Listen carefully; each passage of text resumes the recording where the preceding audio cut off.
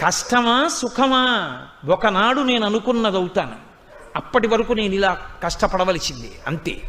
సాన పెడితే కానీ వజ్రానికి కాంతి రాదు, పుటం పెడితే కానీ బంగారానికి మెరుపు రాదు. కర్ర లోపల అగ్ని ఉంటుంది, కర్రని కర్రతో రాపాడిస్తే కానీ నిప్పు పైకి పుట్టదు. నీరు భూమిలో ఉంటుంది, భూమిని తవ్వితే తప్ప జలపడదు. లక్ష్యమునందు శుద్ధి లేనివాడు, మనసు అనుకూలమో ప్రతికూలమో అని ఆగిపోయినవాడు కార్యమును సాధించలేడు. ఎక్కడ మనసు సంతోషముతో నిలబడుతుందో వాడికి సుఖదుఖములు లేవు. వాడికి ఇది అనుకూలంగా ఉందని లేదు, ఇది ప్రతికూలంగా ఉందని లేదు. ఆ రెండూ వాడి శరీరానికి అంటితే కదూ, వాడికి ఆ పట్టింపు లోపల పట్టుకుంటే కదూ. ఏది పట్టుకోవాలి? మనసు పట్టుకోవాలి. బాగుంది బాగులేదు అన్న రెండు మాటలు పట్టుకోవాల్సింది మనస్సు.